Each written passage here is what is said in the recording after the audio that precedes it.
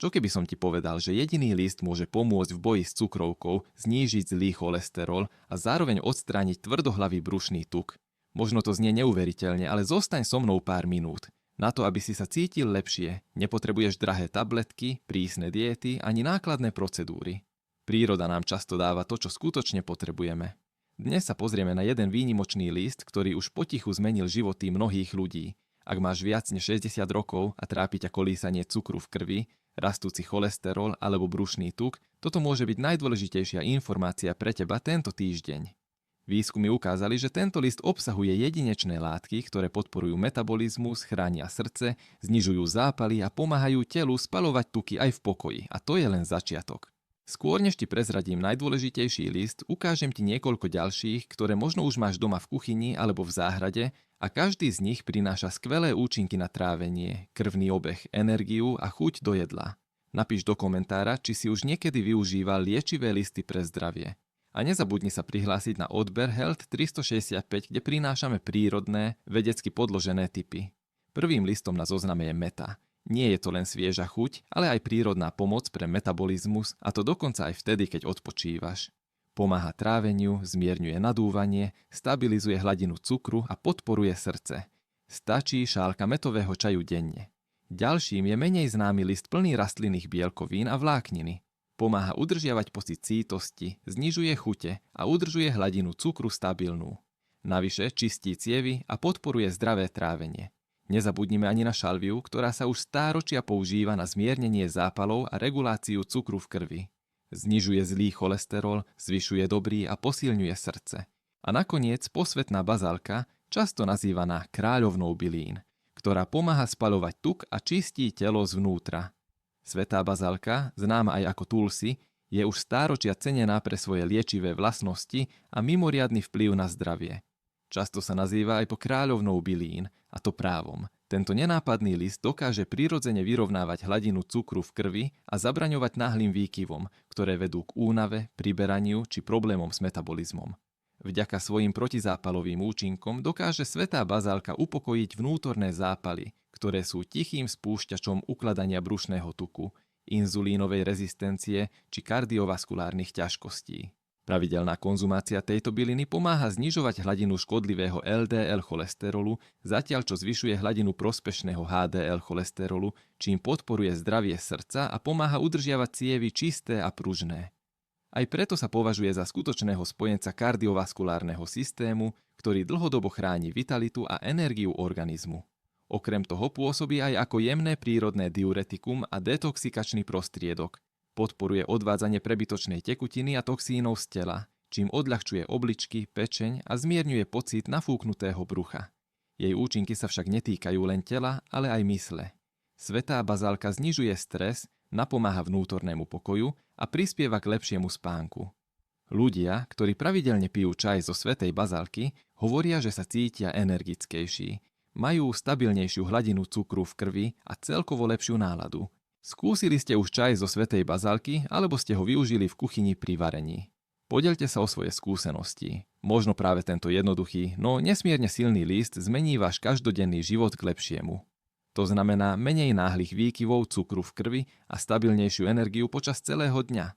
Bazálka tiež bojuje proti zápalu, ktorý je jednou z hlavných príčin priberania, vysokého cholesterolu a srdcových problémov. Pomáha udržiavať rovnováhu cholesterolu tým, že znižuje zlý LDL a zvyšuje dobrý HDL, čím sú tepny, čisté a srdce chránené. Ďalšou výhodou je, že bazálka môže zmierniť stres vyrovnaním hormónov, ako je kortizol, čo uľahčuje kontrolu hmotnosti a zmierňuje chuť na sladké. Používate bazálku čerstvú alebo ako čaj? Podeľte sa o svoje skúsenosti v komentároch. Ďalej máme nenápadnú, ale silnú detoxikačnú rastlinu – púpavu. Pravdepodobne ste ju videli rásť na dvore, no jej listy sú jedným z najsilnejších prírodných detoxikačných prostriedkov.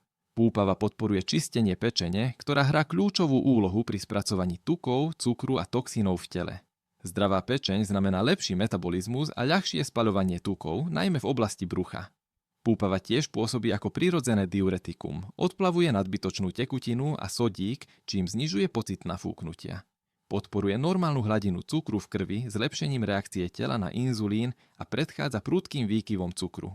Pokiaľ ide o cholesterol, znižuje LDL a udržiava tepny čisté, pričom zmierňuje zápal v tráviacom systéme aj cievach. Skúšali ste niekedy púpavový čaj alebo listy v šaláte. Ďalší list patrí rozmarínu, aromatickej bylinke, ktorá podporuje metabolizmus a pomáha telu spaľovať tuky. Rozmarín zlepšuje citlivosť na inzulín, čo znamená, že telo efektívnejšie spracováva cukor, udržiava stabilnú hladinu cukru a znižuje hromadenie tukov. Tiež znižuje zlý LDL, podporuje zdravé krvné obehy a udržiava tepny čisté. Rozmarín pomáha bunkám spaľovať viac tuku tým, že zvyšuje aktivitu mitochondrií, prirodzených energetických motorov tela. Je prirodzeným protizápalovým a miernym diuretikom, čo podporuje odstraňovanie toxínov a zmierňuje opuchy. Používate ho v kuchyni alebo na čaj. Podielte sa o svoj obľúbený spôsob. Ďalej sa pozrieme na list z avokáda, ktorý má úžasné účinky na hladinu cukru v krvi a tuk v pečeni. Je veľmi protizápalový a chráni srdce, pečeň a obličky. List avokáda zlepšuje využitie inzulínu, takže menej cukru sa ukladá ako tuk a energia zostáva stabilná. Pomáha tiež rozkladať tuk v pečeni a reguluje cholesterol, znižuje LDL a zvyšuje HDL.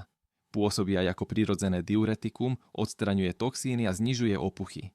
Skúšali ste čaj z listov avokáda? Nakoniec list z manga, ktorý podporuje reguláciu cukru v krvi a znižovanie brušného tuku. Listy manga sú bohaté na antioxidanty, ktoré podporujú rovnováhu inzulínu, zabraňujú výkyvom cukru a následnej únave. Podporujú spaľovanie tukov aktiváciou enzýmov, ktoré premieňajú uložený tuk na energiu a majú mierny protizápalový a detoxikačný účinok, čím podporujú metabolizmus a celkovú pohodu. Použili ste už listy manga v čaji. Podielte sa o svoje skúsenosti. Ďalej nasleduje list, s ktorým si pravdepodobne už varil, no ktorý nenápadne podporuje trávenie, zdravie srdca a rovnováhu hladiny cukru v krvi. Bobkový list pomáha telu efektívnejšie spracovať jedlo zvýšením tráviacich enzýmov. To znamená menej nahromadenej tukovej hmoty a menej nadúvania po jedle.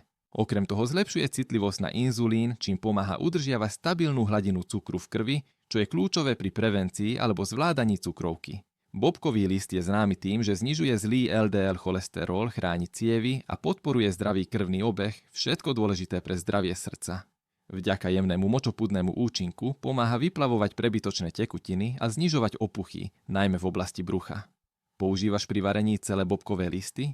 Daj nám vedieť v komentároch, ako ich používaš. Ďalší list je plný flavonoidov a súčasne bojuje proti zápalu, výkyvom cukru a tvrdohlavému brušnému tuku. Hovoríme o liste moruše, ktorý je často prehliadaný. Je to jeden z najkompletnejších listov na podporu metabolizmu, najmä ak riešiš cukrovku alebo vysoký cholesterol.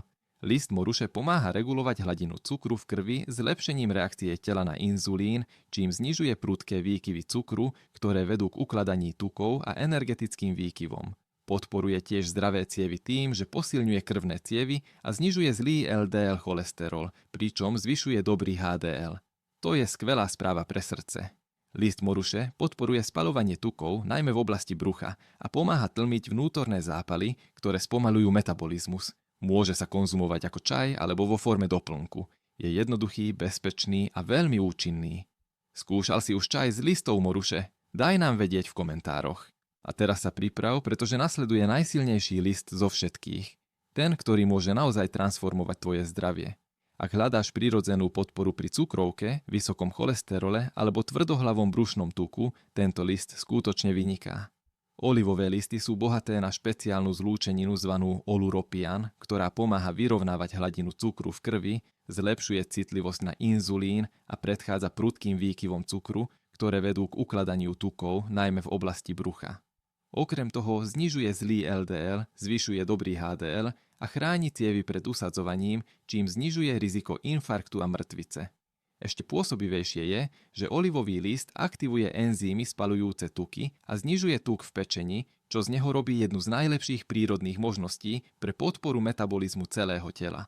Už užívaš extrakt z olivového listu alebo piješ čaj z olivových listov, daj nám vedieť. Takže tuto máš niektoré z najsilnejších liečivých listov, ktoré príroda ponúka, od mäty po olivový list. Každý z nich prináša niečo špeciálne. Pomáha regulovať hladinu cukru v krvi, znižovať cholesterol, zmierňovať zápaly alebo konečne znižovať tvrdohlavý brušný tuk. A to najlepšie. Väčšinu z nich je ľahké nájsť, ľahko použiť a sú šetrné k telu. Nemusíš kupovať drahé lieky alebo mať komplikované rutiny. Niekedy stačí jednoduchý čaj alebo štipka byliniek do večere a môže to priniesť veľkú zmenu. Ak sú niektoré z týchto listov už súčasťou tvojich denných zvykov, napíš nám do komentárov. Alebo ak si dnes vyskúšal niečo nové, podiel sa o svoj zážitok.